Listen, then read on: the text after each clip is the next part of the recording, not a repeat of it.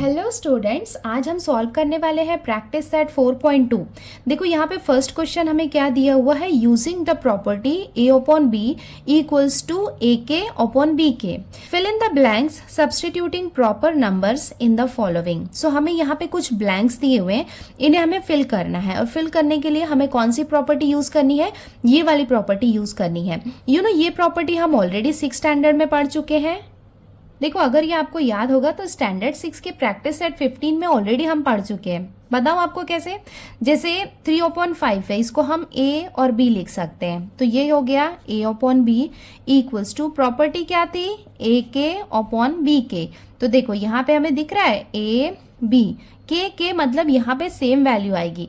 देखो 5 में हम क्या मल्टीप्लाई करें कि हमें 10 मिल जाए। ऑब्वियसली हम यहाँ पे 2 से मल्टीप्लाई करेंगे तो 5 2 से कितना हो जाएगा 10। तो ये वैल्यू क्या हो गई k। अगर यहाँ पे k है तो यहाँ पे भी k आएगा, इसका मतलब यहाँ पे भी हमें 2 लिखना होगा। तो 3 2 कितना हो जाएगा 6। देखो ये सेम प्रॉपर्टी है बट यहाँ पे इस फॉर्म में लिखी हुई है तो थोड़ा कंफ्यूजिंग लग रही है, बट ये ऑलरेडी हमने 6 स्टैंडर्ड में पढ़ा है, वैसे ही हमें सॉल्व करना है। बहुत ही ईजी है ये। अब हम स्टार्ट करते हैं इसके क्वेश्चन नंबर 1 से। अब हम सॉल्व कर रहे हैं इसका क्वेश्चन नंबर 1। देखो यहाँ पे हमें क्या दिया हुआ है, हम फर्स्ट नंबर लेते हैं। हमें दिया हुआ है 5/7। 5/7 यहाँ पे क्या है, a अपॉन b है इक्वल्स टू। सबसे पहले ये वाला ब्लैंक हम सॉल्व करते हैं। तो यहाँ पे देखो डिनोमिनेटर में क्या दिया हुआ है 28, एंड हम प्रॉपर्टी कौन सी यूज कर रहे हैं, a upon B equals to A K upon B के। तो ये क्या हो गया, a अपॉन बी हो गया equals to a upon B. a upon B क्या है यहाँ पे 5/7 है। अब हमें क्या करना है, हमें मल्टीप्लाई करना है k से। तो k हमें यहाँ पे फाइंड करना होगा कि k क्या है, और जब हम यहाँ पे k से मल्टीप्लाई करेंगे तो हमें क्या मिलेगा, डिनोमिनेटर में 28 मिलेगा, न्यूमरेटर में क्या मिलेगा, ये हमें फाइंड करना है। देखो 7 में हम क्या मल्टीप्लाई करें कि हमें 28 मिल जाए। हम यहाँ पे अगर 4 से मल्टीप्लाई करेंगे तो क्या होगा, 7 4 28। अगर हमने यहाँ पे 4 से मल्टीप्लाई किया है मतलब ये क्या है, यहाँ पे k है, तो यहाँ पे भी हमें k लिखना होगा। हमें न्यूमरेटर और डिनोमिनेटर में सेम नंबर लिखना होता है। नाउ 5 4 कितना हो जाएगा 20। ये फर्स्ट वाला ब्लैंक हमने सॉल्व कर लिया। यहाँ पे कितना आया 20। नेक्स्ट हमें यहाँ पे 35 दिया है और यहाँ पे हमें फाइंड करना है। अगेन हम लिख लेते हैं कि 5/7 ये क्या हो गया, a अपॉन बी, ये हो गया a upon B multiply by, हमें k से यहाँ पे मल्टीप्लाई करना है। k अभी हम फाइंड करेंगे कि क्या है। देखो यहाँ पे सेकेंड हमें 35 दिया हुआ है न्यूमरेटर के प्लेस में, इसका मतलब 5 में हम क्या मल्टीप्लाई करें कि हमें 35 मिले। तो यहाँ पे हम क्या लिखेंगे 7, बिकॉज 5 7 जा कितना हो जाएगा 35। यहाँ पे 7 लिखा है मतलब यहाँ पे भी 7 लिखना होगा। 7 7 जा कितना हो जाएगा 49। इसका मतलब ये वाले ब्लैंक में क्या आएगा 49। अब हम आते हैं इसके थर्ड वाले ब्लैंक में। यहाँ पे हमारे पास है 5/7 इक्वल्स टू, ये हो गया 5/7, इसको हमने एज इट इज लिख लिया। हमें वैल्यू क्या चाहिए, यहाँ पे हमें फाइंड करना है, और डिनोमिनेटर में हमें दिया हुआ है 3.5। देखो हमें पता है कि 7 के टेबल में 35 तो आता है, इसका मतलब 7 5 जा कितना होता है 35 होता है, बट यहाँ पे 35 तो है नहीं, 3.5 है। इसका मतलब हमें यहाँ पे 1 नंबर के पहले डेसिमल पॉइंट चाहिए। तो यहाँ पे भी हम क्या करेंगे, 1 नंबर के पहले डेसिमल पॉइंट लगा देंगे। इसका मतलब 0.5 से 7 को मल्टीप्लाई करेंगे तो हमें कितना मिलेगा 3.5। तो यहाँ पे भी हमें 0.5 से मल्टीप्लाई करना होगा। 5 5 जा कितना हो जाएगा 25, और ये 1 नंबर के पहले हम यहाँ पे डेसिमल पॉइंट लगा देंगे। इसका मतलब ये वाले ब्लैंक में कितना आ जाएगा 2.5। अब हम इसका फाइनल आंसर लिख लेते हैं। Therefore 5/7 equals to 20/28 equals to 35/49 equals to 2.5/3.5। यहाँ पे आंसर्स को हमने हाईलाइट कर दिया है और ये हो जाएगा इसका आंसर। अब हम आते हैं इसके क्वेश्चन नंबर 2 में। हमें यहाँ पे a अपॉन बी कितना दिया हुआ है 9/14 इक्वल्स टू। प्रॉपर्टी के अकॉर्डिंग यहाँ पे भी हम लिख लेते हैं a अपॉन बी, मतलब ये कितना है 9/14 है, और यहाँ पे हमें मल्टीप्लाई करना है k से। k कितना है ये अभी हम फाइंड करेंगे। यहाँ पे न्यूमरेटर के प्लेस में यहाँ पे हमें दिया हुआ है 4.5 और ये हमें फाइंड करना है। देखो 9 में हम क्या मल्टीप्लाई करें कि हमें 4.5 मिल जाए। हमें पता है कि 9 के टेबल में 45 आता है, मतलब 9 5 से कितना होता है 45 होता है। एक डेसिमल पॉइंट चाहिए तो यहाँ पे हम एक डेसिमल पॉइंट लगा सकते हैं।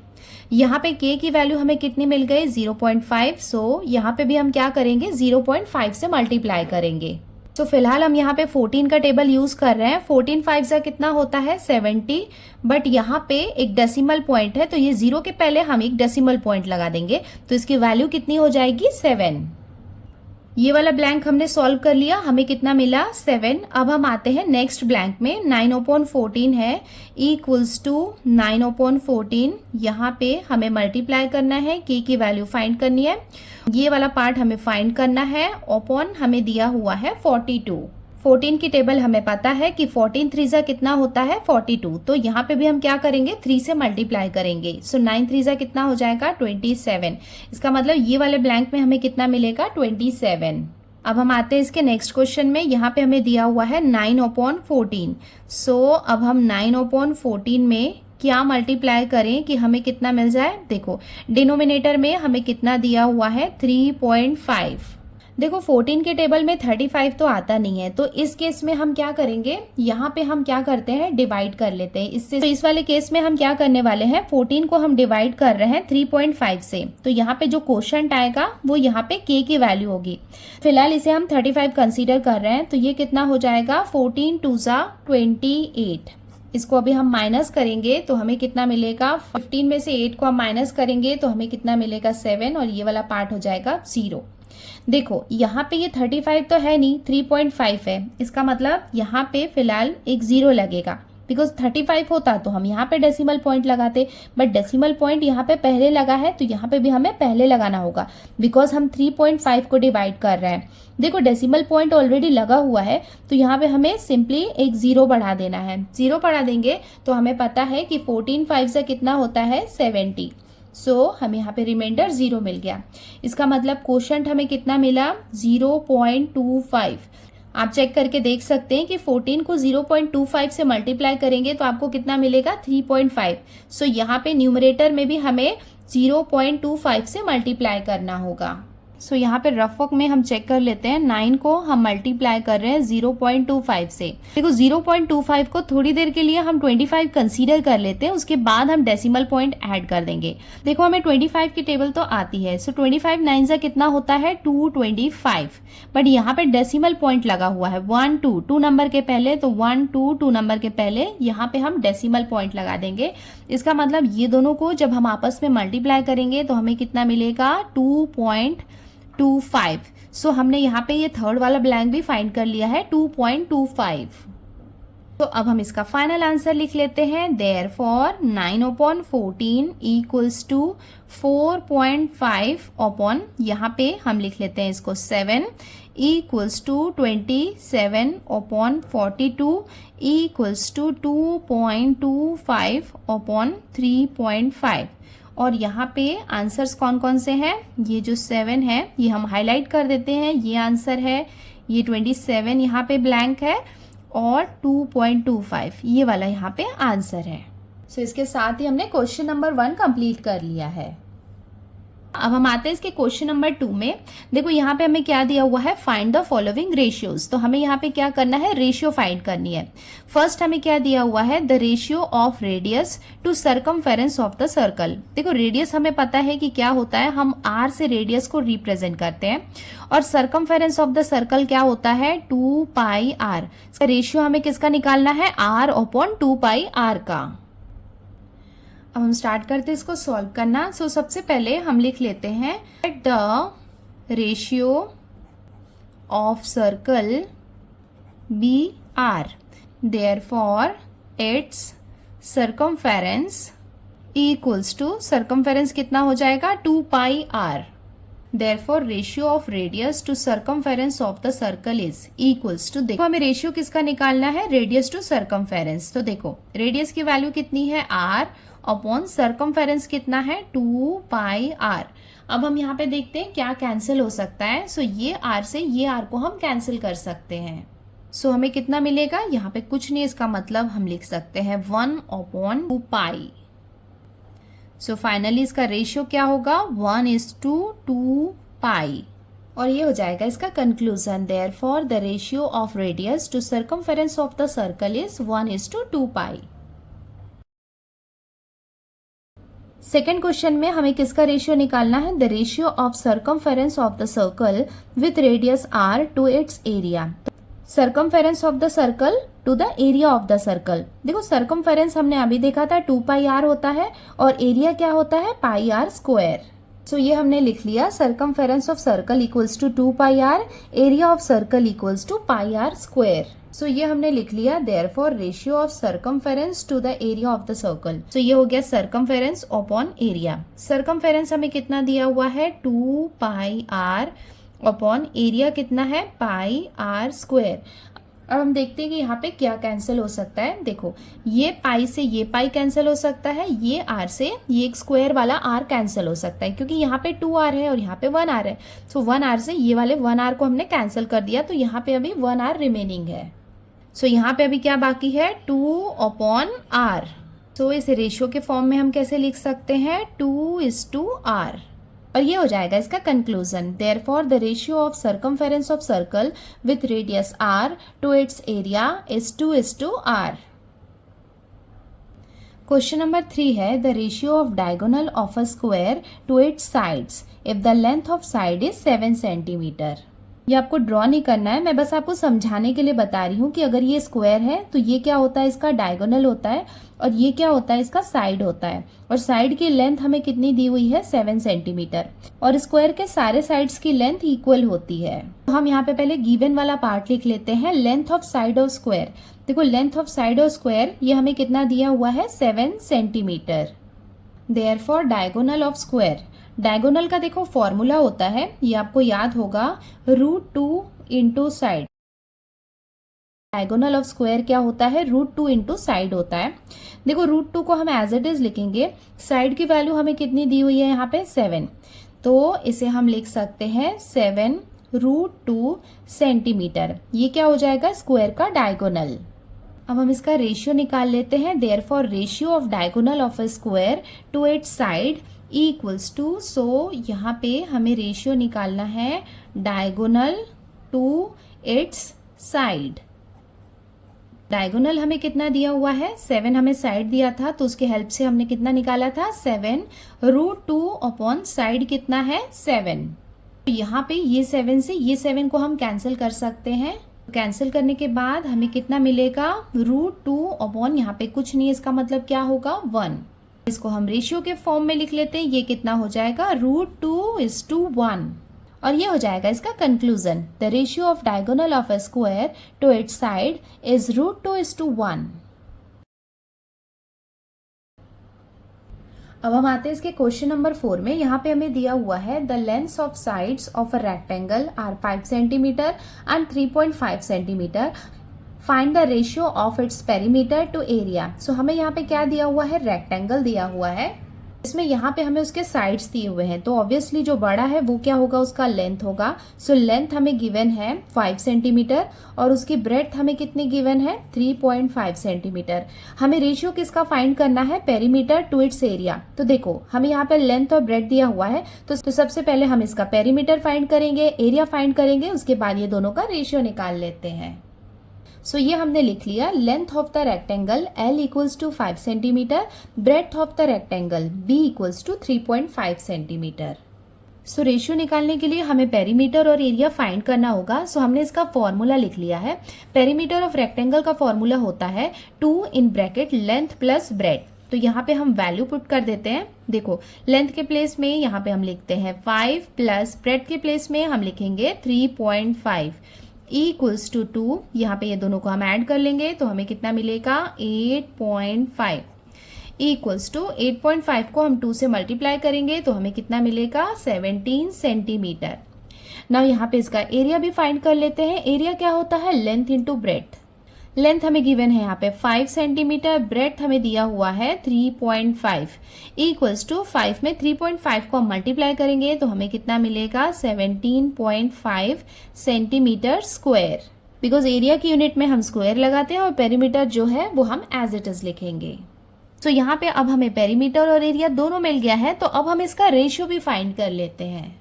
Therefore ratio of perimeter to area of rectangle. देखो यहाँ पे पेरीमीटर हमें कितना दिया हुआ है 17, सो यहाँ पे हम लिखेंगे 17। एरिया हमने कितना फाइंड किया है 17.5 इक्वल्स टू, यहाँ पे हम स्टॉप नहीं करेंगे, इसे हम थोड़ा रिड्यूस और करेंगे। देखो यहाँ पे 17 है, यहाँ पे ये डेसिमल पॉइंट है, तो डेसिमल पॉइंट को रिमूव करने के लिए न्यूमरेटर में हम मल्टीप्लाई बाय 10 लिख सकते हैं, बिकॉज यहाँ पे 1 डेसिमल पॉइंट हमने शिफ्ट किया है। और डिनोमिनेटर में क्या रहेगा, ये 175 इक्वल्स टू, मल्टीप्लीकेशन के बाद हमें कितना मिलेगा, 17 10 कितना हो जाएगा 170 अपॉन 175। इसको हम 5 के टेबल से डिवाइड कर लेते हैं, बिकॉज 0 और 5 के टेबल से डिवाइड हो सकता है। तो ये कितना हो जाएगा 5 3 ज़ा 15 और 5 5 ज़ा 25। यहाँ पे इसे हम डिवाइड कर सकते हैं, 5 3 ज़ा 15 एंड 5 4 ज़ा 20। इसका मतलब हमें यहाँ पे कितना मिल गया 34 अपॉन 35। अब इसको और फर्दर हम डिवाइड नहीं कर सकते हैं, इसका मतलब इसका रेशियो का फॉर्म हमें कितना मिल गया 34:35। और ये हो जाएगा इसका conclusion. Therefore the ratio of perimeter to area of rectangle is 34:35। अब हम आते हैं इसके क्वेश्चन नंबर 3 में। यहाँ पे हमें दिया हुआ है compare the following pairs of ratio. तो हमें यहाँ पे क्या करना है, दो रेशियोज हमें दिए हुए हैं, हमें इन्हें कंपेयर करना है। कंपेयर का मतलब है कि वो ग्रेटर देन है या लेसर देन है या फिर इक्वल है, ये साइन हमें इनके बीच में लगाना है। देखो हमें फर्स्ट क्वेश्चन में क्या दिया हुआ है √5/3 और सेकंड हमें दिया हुआ है 3√7। तो यहाँ पे हमें क्या करना होगा, कंपेयर करने के लिए हमें क्रॉस मल्टीप्लिकेशन करना होगा। इसका मतलब जो √5 है उसे हम मल्टीप्लाई करेंगे √7 के साथ में और 3 को हम मल्टीप्लाई करेंगे 3 के साथ। इसका मतलब हमने यहाँ पे क्या किया, क्रॉस मल्टीप्लिकेशन किया। नेक्स्ट स्टेप में देखो ये दोनों यहाँ पे रूट के अंदर है, तो यहाँ पे इसे हम साथ में लिख सकते हैं 5 × 7 और ये यहाँ पे क्या हो जाएगा 3 3 ज़ा 9। नेक्स्ट स्टेप में हम क्या कर सकते हैं, इन्हें आपस में हम मल्टीप्लाई कर सकते हैं। 5 7 ज़ा कितना हो जाएगा 35 और यहाँ पे देखो 9 है, तो 9 को हम √81 लिख सकते हैं, बिकॉज 81 का मतलब क्या होता है 9 × 9 मतलब 9 का स्क्वायर होता है। सो 9 के प्लेस में हम लिखेंगे √81, बिकॉज √81 को जब रूट से हम बाहर निकालते हैं तो हमें कितना मिलता है 9। सो हम यहाँ पे देख सकते हैं कि 81 जो है वो 35 से ग्रेटर है। इसका मतलब 81 का रूट जो है वो भी ग्रेटर होगा √31 से। तो हम यहाँ पे लिख लेते हैं हियर √35 इज लेसर देन √81। और ये √35 हमें किससे मिला था, √5/3 से, और √81 हमें किससे मिला है 3√7 से। अब आप कहेंगे कि हमने तो यहाँ पे क्रॉस मल्टीप्लिकेशन किया है, बट आपको याद रखना है कि जिसका भी न्यूमरेटर हम यूज करेंगे ना वो उसका पार्ट होगा। जैसे √5 जो है वो इस वाले रेशियो का पार्ट है और यहाँ पे 3 जो है वो इसका पार्ट है। इसका मतलब ये वाला जो कंप्लीट पार्ट है ये किसका है, √5/3 का पार्ट है, और जो इधर वाला है ये इस वाले रेशियो का है। इसका मतलब हम लिख सकते हैं देयरफॉर √5/3 इज लेस देन 3/√7 और ये हो जाएगा इसका आंसर। अब हम आते हैं इसके क्वेश्चन नंबर 2 में। सो हम यहाँ पे क्या करेंगे, क्रॉस मल्टीप्लिकेशन करेंगे। सो यहाँ पे हमें क्या मिलेगा 3√5 और इसे हम मल्टीप्लाई करेंगे √125 के साथ, और इस तरफ हमें क्या मिलेगा 5√7 जिसे हम मल्टीप्लाई करेंगे √63 के साथ। सो 3√5 को हम एज इट इज लिखेंगे मल्टीप्लाई बाय 5 × 25, बिकॉज 25 5 ज़ा कितना होता है 125। और ये वाले पार्ट को हम एज इट इज लिख लेते हैं, और यहाँ पे 63 को हम लिख सकते हैं 7 × 9, बिकॉज 7 9 ज़ा कितना होता है 63। नेक्स्ट स्टेप में यहाँ पे हम क्या कर लेते हैं, देखो ये 3 को हमने एज इट इज लिख लिया, ये 5 और ये 5 ये दोनों रूट के अंदर हैं, तो इन्हें हम साथ में लिख सकते हैं √5 मल्टीप्लाई बाय √5 इंटू यहाँ पे ये क्या है 25 रूट के अंदर है, तो इसे हम क्या लिख सकते हैं 3 × 5 5 ज़ा कितना हो जाएगा 25, बट यहाँ पे ये रूट के अंदर है, मल्टीप्लाई बाय √25।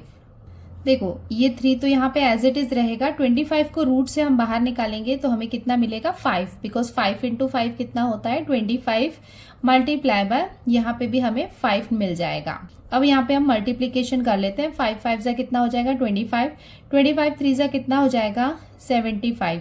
मतलब ये वाले पार्ट को हमने सॉल्व किया तो हमें कितना मिला 75। ये वाला जो पार्ट है यहाँ पे न्यूमरेटर क्या है 3√5, मतलब ये वाले रेशियो को हमने सॉल्व किया तो हमें कितना मिला 75। नाउ इस वाले पार्ट को भी हम सॉल्व कर लेते हैं। सो इसको सॉल्व करेंगे तो ये कितना हो जाएगा 5, ये है √7 मल्टीप्लाई बाय ये √7 हम यहाँ पे लिख लेते हैं इंटू यहाँ पे ये क्या रहेगा √9। अब इसे हम फर्दर सॉल्व कर लेते हैं तो ये कितना हो जाएगा 5। देखो यहाँ पे ये क्या है √7 है, मतलब हम कह सकते हैं कि ये क्या है √7 इंटू √7 मतलब क्या हुआ 7 का स्क्वायर हुआ मल्टीप्लाई बाय √9। और ये क्या हो जाएगा यहाँ पे 5, और हमें पता है कि स्क्वायर और रूट आपस में कैंसिल हो जाते हैं तो हमें कितना मिल जाएगा यहाँ पे 7 इंटू √9 को रूट से हम बाहर निकालेंगे तो हमें कितना मिलेगा 3, बिकॉज 3 3 जा कितना होता है 9। अब यहाँ पे भी हम मल्टीप्लीकेशन कर लेते हैं, 5 7 जा कितना हो जाएगा 35, 35 3 जा हम करेंगे तो हमें कितना मिलेगा 105। हियर 75 इज लेस देन 105, इसका मतलब 75 लेस है 105 से, इसका मतलब ये वाला जो रेशियो है ये स्मॉलर होगा इस वाले रेशियो से। सो अब हम इसका आंसर लिख लेते हैं, therefore 3√5 upon 5√7 is less than √63 upon √125। अब हम आते हैं इसके क्वेश्चन नंबर 3 में। सो हम यहाँ पे भी क्रॉस मल्टीप्लिकेशन कर लेते हैं। 5 को हम मल्टीप्लाई करते हैं 121 के साथ में और 18 को हम मल्टीप्लाई करते हैं 17 के साथ में। तो 5 को 121 से मल्टीप्लाई किया तो हमें कितना मिलेगा 605। 18 को 17 से हम मल्टीप्लाई करेंगे तो हमें कितना मिलेगा 306। सो यहाँ पे हम देख सकते हैं हियर 605 इज ग्रेटर देन 306। देखो यहाँ पे न्यूमरेटर 5 है, इसका मतलब ये वाला पार्ट इस रेशियो का है, और 17 यहाँ पे न्यूमरेटर है, इसका मतलब ये वाला पार्ट क्या है इस रेशियो का है। सो अब हम इसका आंसर लिख लेते हैं, therefore 5 upon 18 is greater than 17 upon 121, और ये हो जाएगा इसका आंसर। अब हम आते हैं इसके क्वेश्चन नंबर 4 में। सो हम यहाँ पे मल्टीप्लीकेशन कर लेते हैं, क्रॉस मल्टीप्लीकेशन। √80 को हम मल्टीप्लाई करेंगे √27 से, और इस तरफ ये है √48 जिसे हम मल्टीप्लाई करने वाले हैं √45 से। देखो यहाँ पे ये दोनों रूट में है, इसका मतलब इन दोनों को हम मल्टीप्लाई कर सकते हैं। तो ये दोनों को जब हम आपस में मल्टीप्लाई करेंगे तो हमें कितना मिलेगा 2160। उसके साथ में ही ये दोनों भी यहाँ पे रूट में है तो इनको भी हम आपस में मल्टीप्लाई कर सकते हैं। तो इन्हें भी जब हम मल्टीप्लाई करेंगे तो हमें कितना मिलेगा 2160। अब हम यहाँ पे देख सकते हैं कि यहाँ पे दोनों वैल्यू सेम है। अगर दोनों वैल्यू सेम है इसका मतलब इन दोनों के बीच में जब हम कंपेयर करेंगे तो ये दोनों क्या होंगे इक्वल होंगे। सो यहाँ पे हम लिख सकते हैं here √2160 is equals to √2160, therefore √80 upon √48 is equals to √45 upon √27, और ये हो जाएगा इसका आंसर। अब हम आते हैं इसके लास्ट क्वेश्चन में। सो हम यहाँ पे 9.2 को मल्टीप्लाई करेंगे 7.1 से, और 5.1 को हम मल्टीप्लाई करेंगे 3.4 से। तो आपको वीडियो को पॉज करना है और इन्हें मल्टीप्लाई करना है। सो इसको हम मल्टीप्लाई करेंगे तो हमें कितना मिलेगा 65.32, और ये दोनों को हम मल्टीप्लाई करेंगे तो हमें कितना मिलेगा 17.34। अब हम यहाँ पे देख सकते हैं कि 65 ग्रेटर है 17 से, और 65 कहाँ से आया है, देखो न्यूमरेटर क्या है 9.2, मतलब ये वाला जो रेशियो है वो ग्रेटर है इस वाले रेशियो से। सो अब हम इसका आंसर लिख लेते हैं, here 65.32 is greater than 17.34, Therefore 9.2 upon 5.1 is greater than 3.4 upon 7.1 और ये हो जाएगा इसका answer.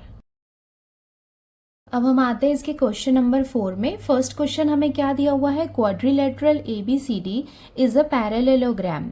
The ratio of angle A and angle B of this parallelogram is 5:4। Find the major of angle B। देखो यहाँ पे हमें क्वाड्रिलेटरल दिया हुआ है जो क्या है, पैरेललोग्राम है। एंगल A और एंगल B ये दोनों का रेशियो हमें दिया हुआ है जिसमें हमें एंगल B फाइंड करना है। बहुत ही ईजी है, चलो स्टार्ट करते हैं इसको सॉल्व करना। अब हम सॉल्व कर रहे हैं क्वेश्चन नंबर 4 का फर्स्ट क्वेश्चन। यहाँ पे हमें गिवन पार्ट हमने लिख लिया कि quadrilateral ABCD is a parallelogram. उसके साथ में ही हमें रेशियो दिया हुआ है angle A and angle B का 5:4। हमें क्या फाइंड करना है, मेजर ऑफ एंगल B। अब हम स्टार्ट करते हैं इसका सॉल्यूशन। सो सबसे पहले हम लिख लेते हैं let the common multiple be x. Because यहाँ पे हमें रेशियो दिया हुआ है तो हमें एक कॉमन मल्टीपल लेना होगा। अगर हमने यहाँ पे कॉमन मल्टीपल x लिया है इसका मतलब a की वैल्यू कितनी है 5x और b की वैल्यू कितनी है 4x। सो यहाँ पे हम लिख लेते हैं measure of angle a equals to 5x and measure of angle b equals to 4x। देखो हमें पैरेललोग्राम की ये प्रॉपर्टी पता है कि that adjacent angles of a parallelogram are supplementary. इसका मतलब पैरेललोग्राम के जो एडजेसेंट एंगल्स होते हैं सप्लीमेंट्री होते हैं। सप्लीमेंट्री का मतलब इनका सम कितना होता है 180 डिग्री। सो हम यहाँ पे लिख सकते हैं now measure of angle A plus measure of angle B equals to 180 degree और इसका रीजन भी हम ब्रैकेट में मेंशन कर देते हैं। सो यहाँ पे हमने इसका रीजन भी मेंशन कर दिया है। अब हम यहाँ पे वैल्यूज पुट कर देते हैं। मेजर ऑफ एंगल A के प्लेस में हम लिखेंगे 5x plus measure of angle B के प्लेस में हम लिखेंगे 4x equals to 180 degree. Therefore 5x plus 4x कितना हो जाएगा 9x equals to 180 degree. Therefore अभी हम क्या करते हैं x की वैल्यू निकाल लेते हैं। सो x इक्वल्स टू कितना हो जाएगा 180 अपॉन 9। इसे हम रिड्यूस कर लेते हैं। 9 1 जा 9 2 जा 18 9 0 जा 0। देयरफॉर हमें x की वैल्यू कितनी मिल गई 20 डिग्री। देयरफॉर अभी हमें क्या फाइंड करना है, major of angle B find करना है। मेजर ऑफ एंगल B की वैल्यू कितनी है 4x। तो यहाँ पे हम लिख लेते हैं 4 इंटू एक्स के प्लेस में हम लिख लेते हैं 20। ये दोनों का मल्टीप्लाई करेंगे 24 जा कितना हो जाएगा 80 डिग्री और ये हो जाएगा इसका conclusion. Therefore the major of angle B is 80 degree. अब हम आते हैं इसके क्वेश्चन नंबर 2 में। यहाँ पे हमें दिया हुआ है the ratio of present ages of Albert and Salim is 5:9। 5 years, hence ratio of their ages will be 3:5. Find there present ages. देखो यहाँ पे प्रेजेंट एजेस के रेशियो हमें दिए हुए हैं और 5 years के बाद उनका रेशियो कितना हो जाता है 3:5। तो हमें क्या करनी है, प्रेजेंट एजेस बतानी है। अब हम स्टार्ट करते हैं इसको सॉल्व करना। सो ये हमने लिख लिया the ratio of present ages of Albert and Salim is 5:9।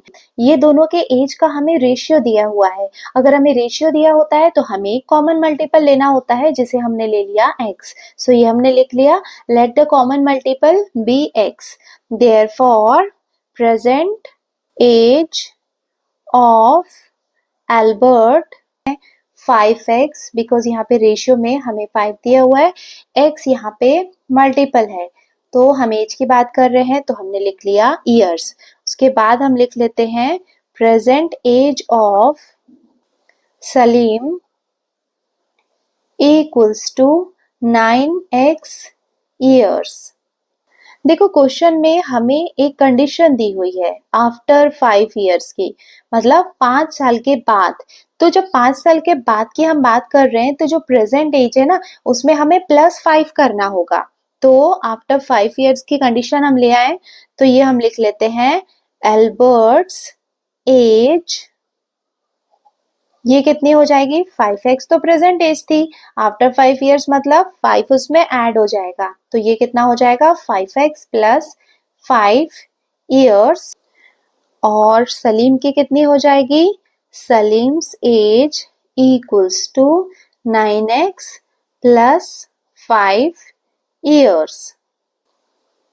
अब हमें जो कंडीशन दी हुई है उसके अकॉर्डिंग हम लिख लेते हैं, according to the given condition. Given condition में हमें क्या दिया हुआ है कि जो 5 इयर्स है, 5 इयर्स की जो एज है उसमें उनका रेशियो कितना है? 3:5 है।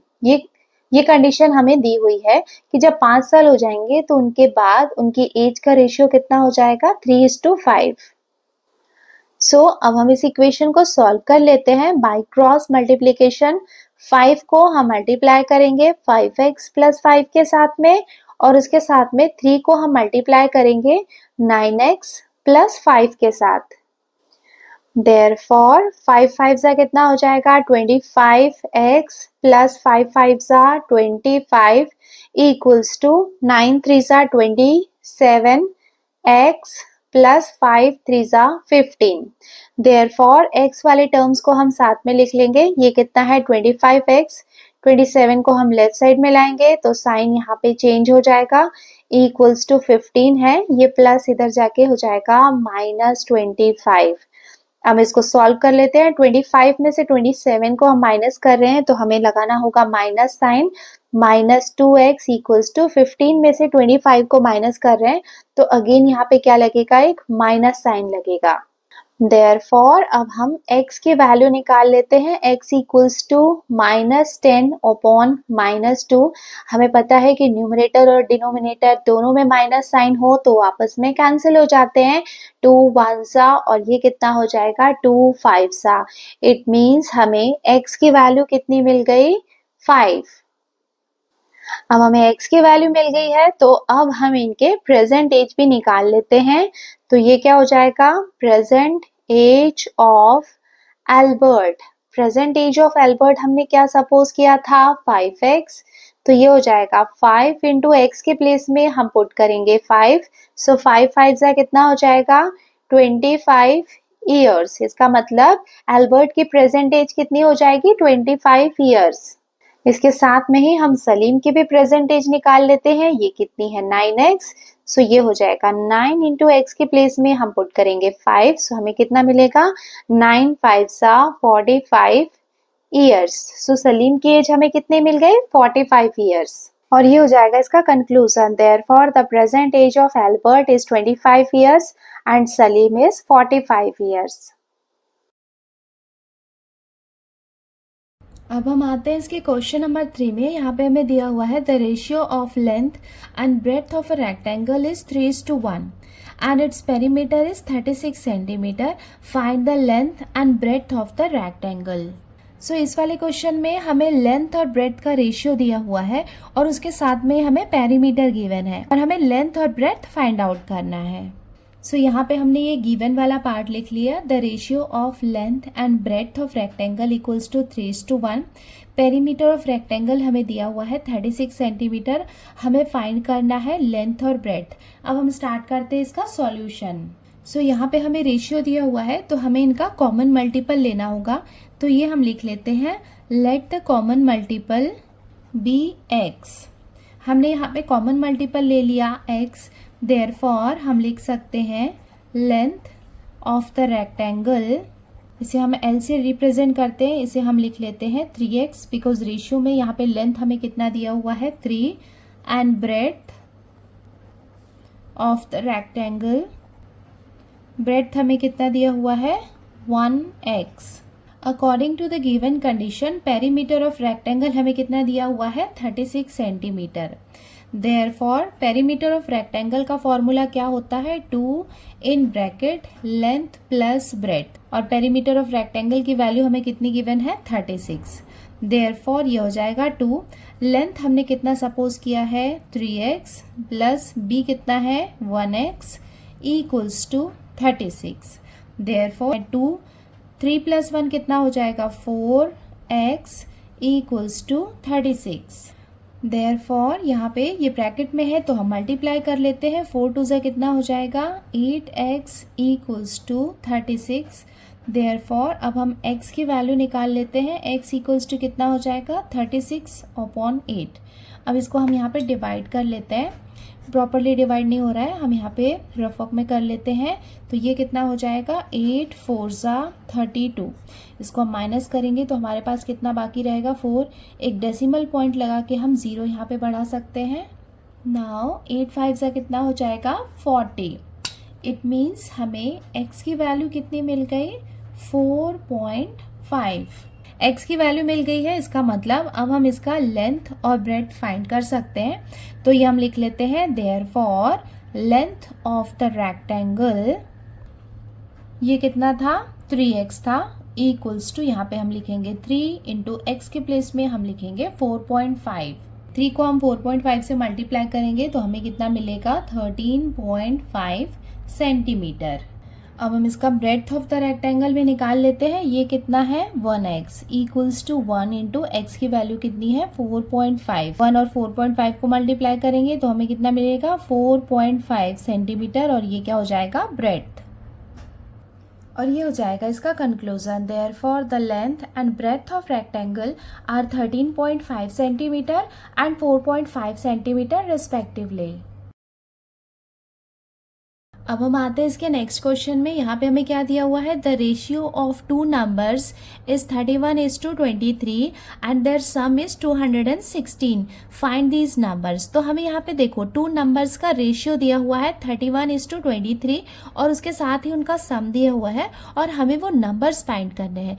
तो यहाँ पे जब भी हमें रेशियो के फॉर्म में दिया होता है तो हमें कॉमन मल्टीपल लेना होता है। ये क्वेश्चन भी बहुत ईजी है जैसा कि अभी तक हम कर रहे थे।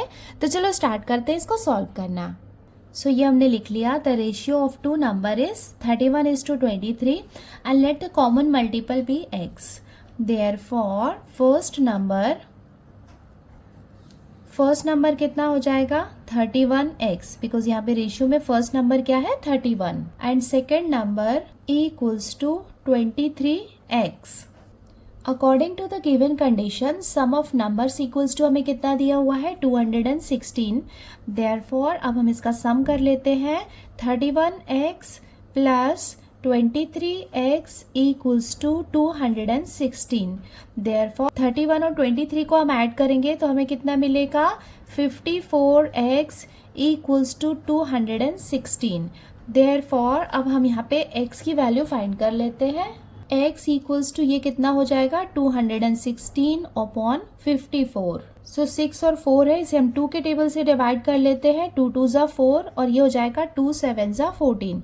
ये कितना हो जाएगा 2 1 ज़ा 2, 2 0 ज़ा 0 हमें चलना होगा बिकॉज 2 नंबर हम साथ में नहीं ले सकते। 2 8 ज़ा कितना हो जाएगा 16। सो हमें यहाँ पे कितना मिला 108/27। देखो ये दोनों नंबर 3 के टेबल से डिवाइड हो सकते हैं तो ये हम कर लेते हैं। ये कितना हो जाएगा 3 9 ज़ा 27, ये कितना हो जाएगा 3 3 ज़ा 9 एंड 3 6 ज़ा 18। फर्दर डिवाइड करेंगे तो ये कितना हो जाएगा 9 1 ज़ा 9 एंड 9 4 ज़ा 36। इट मीन्स हमें x की वैल्यू कितनी मिल गई 4/1 है, इसका मतलब ये कितना होगा 4। x की वैल्यू मिल गई है, इसका मतलब अब हम नंबर फाइंड कर सकते हैं। सो फर्स्ट नंबर क्या हो जाएगा कितना था 31x इक्वल्स टू ये हो जाएगा 31 इंटू एक्स के प्लेस में हम पुट करेंगे यहाँ पे 4 इक्वल्स टू 31 में 4 को मल्टीप्लाई करेंगे तो हमें कितना मिलेगा 124। फर्स्ट नंबर हो गया। अब हम यहाँ पे सेकेंड नंबर में निकाल लेते हैं। इक्वल्स टू ये कितना है 23x equals to 23 multiply by 4 equals to 23 और 4 को हम मल्टीप्लाई करेंगे तो हमें कितना मिलेगा 92। सो फर्स्ट नंबर हमें कितना मिल गया 124 एंड सेकेंड नंबर कितना मिल गया 92। और ये हो जाएगा इसका conclusion. Therefore the two numbers are 124 and 92। अब हम आते हैं क्वेश्चन नंबर 4 के सब क्वेश्चन नंबर 5 में। If the product of two numbers is 360 and their ratio is 10:9, then find the numbers. तो हमें देखो यहाँ पे प्रोडक्ट दिया हुआ है टू नंबर का और उनका रेशियो दिया हुआ है और हमें वो नंबर फाइंड करने हैं। बिल्कुल इसी की तरह है जैसा कि अभी हमने सॉल्व किया था। यहाँ पे भी हमें क्या करना है, एक कॉमन मल्टीपल लेना है और उनका प्रोडक्ट क्या होगा, 360 होगा। एक्स की वैल्यू निकालनी है और उसके बाद यहाँ पे पुट करना है। मैं ये सजेस्ट करूंगी कि आप वीडियो को पॉज करके इसको खुद से सॉल्व करने की कोशिश कीजिए, उसके बाद आप मेरे आंसर से इसको मैच करो। आई होप आपने ट्राई किया होगा सॉल्व करने का। तो चलो देखते हैं इसका आंसर क्या होगा।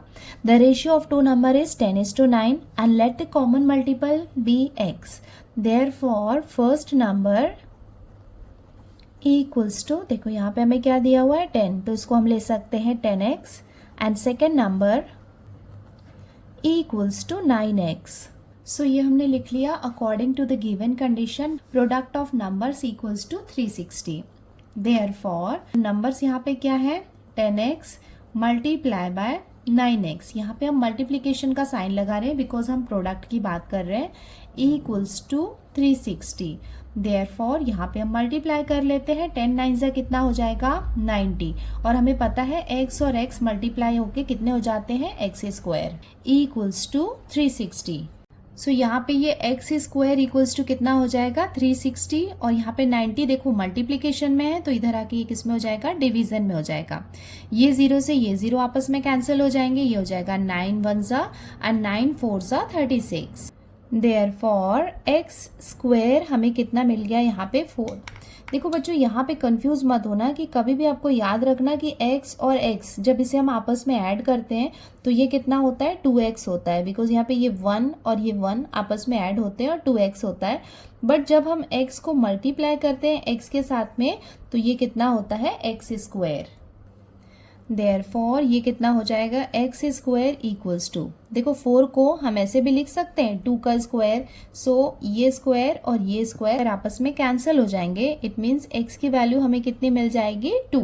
एक्स की वैल्यू मिल गई है तो अब हम नंबर्स भी निकाल सकते हैं। देयरफॉर फर्स्ट नंबर, देखो हमने क्या सपोज किया था 10x equals to 10 into x के प्लेस में हम 2 पुट करते हैं तो 10 2 ज़ा कितना हो जाएगा 20 and second number equals to कितना हो जाएगा 9x equals to 9 into x के प्लेस में हम पुट करते हैं 2।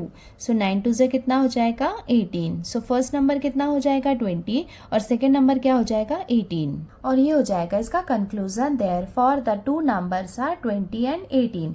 अब आप देख सकते हैं कि 20 को 18 से आप मल्टीप्लाई करेंगे तो आपको प्रोडक्ट कितना मिलेगा 360। अब हम आते हैं इसके क्वेश्चन नंबर 5 में। यहाँ पे हमें दिया हुआ है if a is to b equals to 3 is to 1 and b is to c equals to 5 is to 1 then find the value of first। देखो यहाँ पे हमें क्या दिया हुआ है a cube upon 15 b square c का होल क्यूब और सेकेंड हमें दिया हुआ है a स्क्वायर अपॉन 7 bc। सो हमें यहाँ पे वैल्यू फाइंड करनी है। इसमें 2 सब क्वेश्चंस हमें दिए हुए हैं बट ये वाला जो पार्ट है ये कॉमन रहेगा दोनों क्वेश्चंस के लिए। देखो हमें गिवन वाले पार्ट में क्या दिया हुआ है a is to b equals to हमें कितना दिया हुआ है 3 is to 1। देयरफॉर अब हम इसको रेशियो के फॉर्म से यहाँ पे फ्रैक्शन के फॉर्म में लिख लेते हैं तो ये क्या हो जाएगा a upon b equals to 3 upon 1, ऐसे हम इसको लिख सकते हैं। देयरफॉर अब हम यहाँ पे ये क्रॉस मल्टीप्लीकेशन करेंगे, a को हम 1 से मल्टीप्लाई करेंगे तब तो हमें a ही मिलेगा इक्वल्स टू 3 को हम b से मल्टीप्लाई करेंगे तो हमें कितना मिलेगा 3b। इसे हम कंसीडर करते हैं इक्वेशन 1 एंड नेक्स्ट एक और हमें कंडीशन दी हुई है that b is to c equals to 5 is to 1। ये सिचुएशन हमें दी हुई है। देयरफॉर इसे हम लिख सकते हैं b upon c equals to 5 upon 1। Therefore यहाँ पे भी हम क्रॉस मल्टीप्लीकेशन कर लेते हैं, b को 1 से मल्टीप्लाई करेंगे तो हमें कितना मिलेगा b इक्वल्स टू ये हो जाएगा 5c और इसे हम कंसीडर करते हैं इक्वेशन 2। देखो यहाँ पे इक्वेशन 1 में हमें a इक्वल्स टू कितना दिया हुआ है 3b। सो ये b के प्लेस में ये जो हमें b की वैल्यू मिली है ना 5c वो हम यहाँ पे सब्स्टिट्यूट करते हैं। सो ये हमने लिख लिया सब्सटीट्यूटिंग इक्वेशन 2 इन इक्वेशन 1। सो ये इक्वेशन 2 की वैल्यू को हम सब्सटीट्यूट करते हैं इक्वेशन 1 में। देयरफॉर देखो इक्वेशन 1 क्या है, a इक्वल्स टू 3b। सो यहाँ पे b के प्लेस में हम लिखते हैं 5c। Therefore a equals to 5 3 जा कितना होता है 15। सो हमें a इक्वल्स टू कितना मिल गया 15c, और इसे हम कंसीडर करते हैं इक्वेशन 3। इसका मतलब a की वैल्यू हमें कितनी मिल गई 15c और b की वैल्यू कितनी मिल गई 5c। अब हम आते हैं इसके क्वेश्चन नंबर 1 में। देखो क्वेश्चन नंबर 1 में हमें क्या दिया हुआ है, a cube upon 15 b square c, और इसकी होल पावर हमें कितनी दी हुई है 3 इक्वल्स टू। अब हम क्या करेंगे, देखो ये a के प्लेस में हम क्या करेंगे, ये जो हमें वैल्यू मिली है ना 15c वो पुट करेंगे, और b के प्लेस में ये जो 5c दिख रहा है ना वो, मतलब इक्वेशन 2 और इक्वेशन 3 की वैल्यू को हम इसमें पुट करेंगे। तो देखो जहाँ पे a लिखा हुआ है उसके प्लेस में हम लिखते हैं 15c, बट इसकी पावर कितनी है 3 अपॉन ये कितना है 15, और यहाँ पे b स्क्वायर है, b की वैल्यू हमने कितनी निकाली है 5c। तो यहाँ पे हम लिख लेंगे 5c का स्क्वायर, और c को हम एज इट इज लिखेंगे, और इसकी पूरी होल पावर कितनी है 3। अब हम इसको एक्सपैंड कर लेते हैं, इक्वल्स टू 15c यहाँ पे कितने टाइम्स है 3 टाइम्स है। तो ये हम लिख लेते हैं 15c multiply by 15c multiply by 15c upon ये कितना है 15 है, मल्टीप्लाई बाय 5c यहाँ पे स्क्वायर है, तो यहाँ पे हम लिख लेते हैं 5c इंटू 5c, 2 टाइम्स हमने लिख लिया, मल्टीप्लाई बाय c, और इसकी पूरी होल पावर हमें कितनी दी हुई है 3। तो ये वाला जो पावर 3 थी तो यहाँ पे हमने इसको 3 टाइम्स लिख लिया, ये वाली जो होल पावर है ये हमने एज इट इज लिख लिया।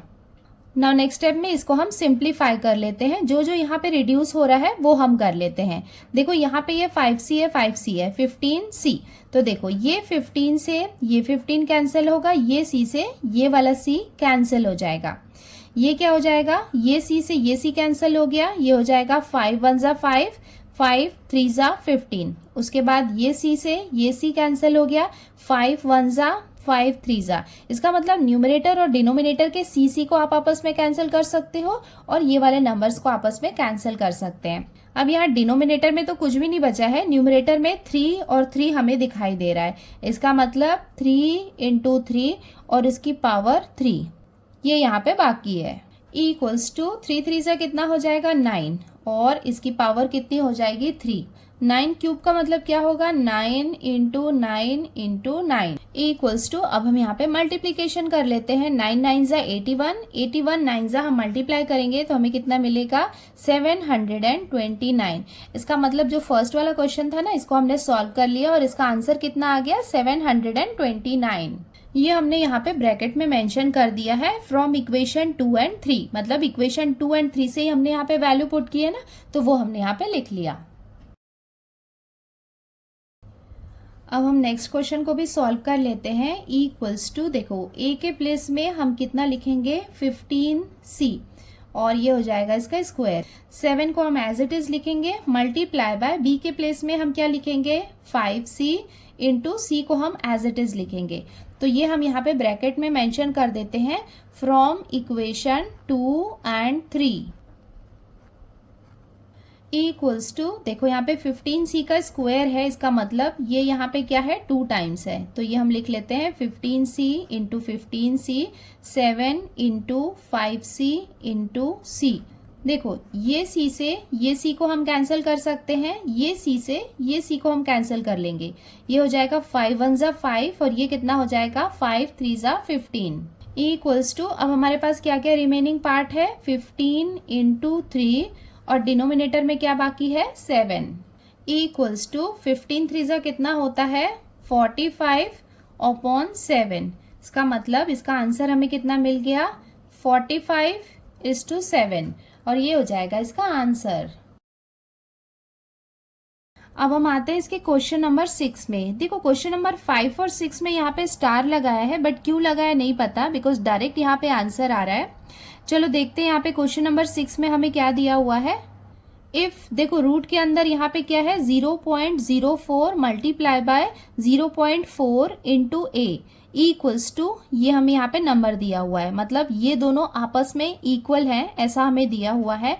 Then find the ratio of A upon B, तो हमें यहाँ पे ए अपॉन बी का रेशियो निकालना है। और हमें क्या दिया हुआ है कि ये वाला जो पार्ट है ये इस वाले पार्ट के इक्वल है। अब हम सॉल्व कर रहे हैं इसका क्वेश्चन नंबर 6। तो देखो ये दोनों पार्ट आपस में इक्वल हैं, तो इसे हमें सॉल्व करने के लिए क्या करना होगा, इसके दोनों साइड में हमें स्क्वायर करना होगा। तो स्क्वायर क्यों करना है अभी आपको समझ में आ जाएगा। तो ये पार्ट को हम सबसे पहले एज इट इज लिख लेते हैं और इसके दोनों साइड में हम स्क्वायर लगा देते हैं। देखो किसी एक साइड में स्क्वायर लगाना पॉसिबल नहीं है, बिकॉज अगर हम दोनों साइड में स्क्वायर लगाएंगे तो उनकी वैल्यूज कोई चेंज नहीं होगी।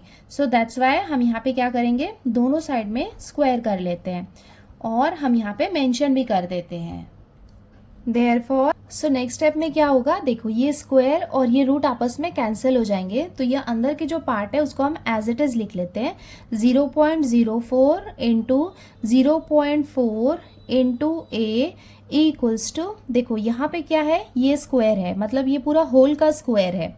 तो देखो इसको हम क्या लिखेंगे, हमें स्क्वायर में लिखना होगा, बिकॉज यहाँ पे ये रूट तो है नहीं, तो यहाँ पे ये स्क्वायर है, इसका मतलब इसका स्क्वायर हो जाएगा, उसके साथ में 0.04 जो है इसका स्क्वायर हो जाएगा। बट यहाँ पे क्या है, ये स्क्वायर है, तो ये स्क्वायर और ये रूट आपस में कैंसिल हो जाएगा। इसका मतलब यहाँ पे क्या बाकी रहेगा, सिर्फ बी। अभी देखो हमें फाइंड क्या करना है, रेशियो फाइंड करना है ए अपॉन बी का। तो ये ए हमने यहाँ पे लिखा, ये बी हमने यहाँ पे लिखा, इक्वल्स टू, ये इधर मल्टीप्लीकेशन में है तो ये यहाँ पे कहाँ आ जाएगा, डिवीजन के प्लेस में आ जाएगा।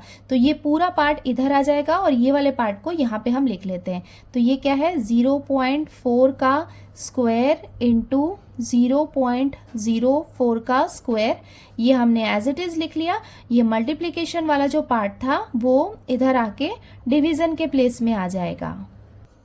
Therefore A upon B equals to, देखो यहाँ पे स्क्वायर है, इसका मतलब ये क्या है, 2 टाइम्स है, तो इसको हम 2 टाइम्स लिख लेते हैं। ये वाला पार्ट भी यहाँ पे इसका स्क्वायर है, इसका मतलब ये भी क्या है, यहाँ पे 2 टाइम्स है, तो इसको भी हमने यहाँ पे 2 टाइम्स लिख लिया। और जो डिनोमिनेटर का पार्ट है उसको हम एज इट इज लिख लेते हैं। ना नेक्स्ट स्टेप में इसे हम कैसे सॉल्व करेंगे, 0.4 है और यहाँ पे भी 0.4 है, तो ये दोनों आपस में कैंसिल हो जाएंगे। और ये है 0.04 ये दोनों भी आपस में कैंसिल हो जाएंगे। इसका मतलब जो रिमेनिंग पार्ट्स है वो हम लिख लेते हैं ए अपॉन बी इक्वल्स टू, यहाँ पे न्यूमरेटर में क्या बाकी है, 0.4 इंटू 0.04 अपॉन, डिनोमिनेटर में कुछ भी नहीं बाकी है तो हम लिख सकते हैं upon 1। Therefore A upon B equals to, देखो यहाँ पे हमें एग्जैक्ट वैल्यू चाहिए, उसके लिए हमें क्या करना होगा, ये डेसिमल पॉइंट को रिमूव करना होगा। डेसिमल पॉइंट को हम कैसे रिमूव करते हैं, जैसे यहाँ पे ये डेसिमल पॉइंट है, इसे हमें यहाँ पे शिफ्ट करना है। इसका मतलब 0.4 को अगर हमें 4 बनाना है तो हमें क्या करना होगा, हमें डिनोमिनेटर में 10 लिखना होगा, बिकॉज 10 में 1 0 है। इसका मतलब यहाँ पे अगर हम इसको 4 बना रहे हैं तो यहाँ पे हमें 10 से मल्टीप्लाई करना होगा डिनोमिनेटर में। उसके बाद यहाँ पे है 0.04, 2 डिजिट हम क्या कर रहे हैं, शिफ्ट कर रहे हैं। इसका मतलब हमने अगर इसे 4 बनाया तो हमें डिनोमिनेटर में 100 से मल्टीप्लाई करना होगा, बिकॉज 100 में 2 जीरोज हैं। आ गया ना आपको समझ में। जब हम 1 टाइम शिफ्ट करते हैं तो हम यहाँ पे 10 से मल्टीप्लाई करते हैं, 2 टाइम शिफ्ट करते हैं तो हम 100 से मल्टीप्लाई करते हैं। अब हम यहाँ पे देखते हैं कि क्या क्या डिवाइड हो रहा है, वो डिवाइड कर लेते हैं। 2 के टेबल से करेंगे, 2 2 ज़ा 4, ये हो जाएगा 2 5 ज़ा 10। ये हम कर लेते हैं 2 2 ज़ा 4 और ये कितना हो जाएगा 2 5 ज़ा 10 और ये हो जाएगा 0। सो हम 50 को 2 से डिवाइड कर सकते हैं। ये क्या हो जाएगा 2 1 ज़ा 2, ये हो जाएगा 2 2 ज़ा 4 और 2 5 ज़ा 10। अब यहाँ पे क्या बाकी है, सिर्फ 2 बाकी है। यहाँ पे 5 और 25 है, इसका मतलब इसे हम और फर्दर डिवाइड नहीं कर सकते हैं, तो इसे हम क्या लिखेंगे 2 अपॉन 25, 5 ज़ा कितना हो जाएगा 125 और ये हो जाएगा इसका फाइनल आंसर। यहाँ पे स्पेस नहीं था, दैट्स वाई मैंने यहाँ पे लिखा है और ये हो जाएगा इसका आंसर। अब हम आते हैं इसके क्वेश्चन नंबर 7 में। देखो यहाँ पे हमें क्या दिया हुआ है, x+3:x+11 equals to x-2:x+1 then find the value of x। तो हमें यहाँ पे ये 2 रेशियोज दिए हुए हैं जो आपस में इक्वल हैं और इनके बेसिस पे हमें x की वैल्यू फाइंड करनी है।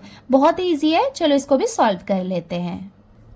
अब हम सॉल्व कर रहे हैं क्वेश्चन नंबर 7। सो हमें यहाँ पे रेशियो क्या दिया हुआ है, x+3/x+11 इक्वल्स टू x-2/x+1। तो इसको सॉल्व करने के लिए हम यहाँ पे क्या करेंगे, क्रॉस मल्टीप्लिकेशन करेंगे। इससे इसको मल्टीप्लाई करेंगे, इससे इसको मल्टीप्लाई करेंगे। तो यहाँ पे हम लिख लेते हैं x+3 जिसे हम मल्टीप्लाई करने वाले हैं x+1 के साथ में इक्वल्स टू x+11 है जिसे हम मल्टीप्लाई करने वाले हैं x-2 के साथ। हमने ऐसे क्वेश्चंस ऑलरेडी सॉल्व किए हैं। ये x को पहले ये पूरे पार्ट के साथ हम मल्टीप्लाई करने वाले। x को हम सबसे पहले मल्टीप्लाई करेंगे x+1 के साथ में, उसके बाद ये जो +3 है इसको हम मल्टीप्लाई करेंगे x+1 के साथ इक्वल्स टू, यहाँ भी हम वही करने वाले हैं। x को हम मल्टीप्लाई करेंगे x-2 के साथ में, उसके बाद ये जो +11 है इसे हम मल्टीप्लाई करेंगे x-2 के साथ। देयरफॉर x कितना हो जाएगा, x² प्लस x को 1 से मल्टीप्लाई करेंगे तो हमें x ही मिलेगा, प्लस 3 को x से मल्टीप्लाई किया तो ये हो जाएगा 3x प्लस 3 1 सा कितना हो जाएगा 3 इक्वल्स टू x को x के साथ मल्टीप्लाई करेंगे तो हमें मिलेगा x²। उसके बाद यहाँ पे आ जाएगा -2x, उसके बाद प्लस ये हो जाएगा 11x प्लस माइनस हो जाएगा 11 2 सा कितना हो जाएगा 22। देयरफॉर ये हो जाएगा x²। देखो यहाँ पे x और x ये दोनों लाइक टर्म्स हैं तो यहाँ पे ये दोनों को हम ऐड कर लेते हैं। सो 1x प्लस 3x ये कितना हो जाएगा 4x प्लस 3 इक्वल्स टू ये हो जाएगा x²। देखो यहाँ पे भी ये दोनों लाइक टर्म्स है तो ये माइनस प्लस क्या हो जाएगा, माइनस हो जाएगा। सो 11 में से 2 को हम माइनस करेंगे तो हमें कितना मिलेगा 9x - 22। देयरफॉर अब हम क्या करेंगे, ये x² वाले टर्म को साथ में लिख लेंगे। तो ये कितना है x²। ये x² को राइट से हम लेफ्ट साइड में लाएंगे तो साइन यहाँ पे चेंज हो जाएगा तो ये हो जाएगा -x²। ये plus 4x as it is रहेगा। ये यहाँ पे प्लस 9x है, इसे भी हम लेफ्ट साइड में ले आएंगे तो ये क्या हो जाएगा -9x equals to -22 as it is रहेगा। ये प्लस जो है ये क्या हो जाएगा, माइनस साइन में चेंज हो जाएगा -3। देखो ये वाला जो x है ये प्लस x है और प्लस और माइनस माइनस हो जाएंगे, इसका मतलब ये वाला पार्ट यहाँ पे कंप्लीटली कैंसिल हो जाएगा। देयरफॉर देखो यहाँ पे प्लस माइनस क्या हो जाएगा, माइनस। सो 9 में से 4 हम माइनस करेंगे तो हमें कितना मिलेगा 5x, बट साइन हम यहाँ पे लगाएंगे बिगर नंबर का इक्वल्स टू माइनस माइनस क्या हो जाएगा, प्लस हो जाएगा। सो 22 प्लस 3 कितना हो जाएगा 25, बट साइन हम यहाँ पे लगाएंगे बिगर नंबर का। अब हम यहाँ पे x की वैल्यू निकाल लेते हैं। x इक्वल्स टू कितना हो जाएगा -25 अपॉन -5। ये दोनों माइनस साइन आपस में कैंसिल हो जाएंगे। 5 1 ज़ा 5 और ये हो जाएगा 5 5 ज़ा 25। देयरफॉर x इक्वल्स टू हमें कितना मिल जाएगा 5। सो हमें x की वैल्यू फाइंड करनी थी जो हमने कर लिया और ये हो जाएगा इसका आंसर। सो बच्चों इसके साथ ही हमने प्रैक्टिस सेट 4.2 कंप्लीट कर लिया है। अब हम जल्दी मिलते हैं नेक्स्ट वीडियो में। मैं ट्राई करूंगी कि जल्दी से जल्दी वीडियोस अपलोड कर पाऊँ। सो आज के लिए इतना ही बच्चों, जल्दी मिलते हैं नेक्स्ट वीडियो में। और आपको ये वीडियो अच्छे से समझ में आया है तो वीडियो को लाइक जरूर करें, कॉमेंट करें और अगर आप हमारे चैनल पर नए हैं तो चैनल को सब्सक्राइब जरूर करें। जल्दी मिलते हैं नेक्स्ट वीडियो में। Till then bye, take care and practice well.